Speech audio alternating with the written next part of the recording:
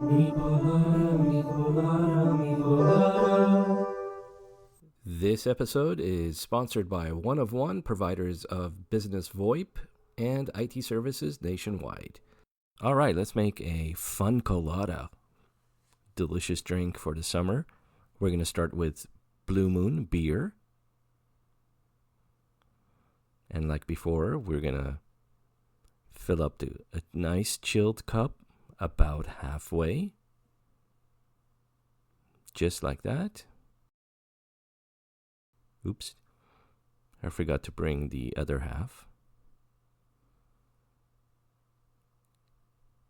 Here we go. Fanta. That's where the name comes from. Fancolada. So we're going to take our cup and fill it up with Fanta. Just about to the top. Now I've already pre-frozen some Fanta ice cubes. And we're going to pop a couple of these right in there.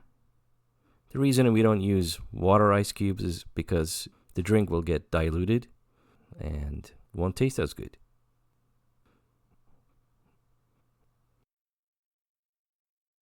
We're going to pop a slice of orange.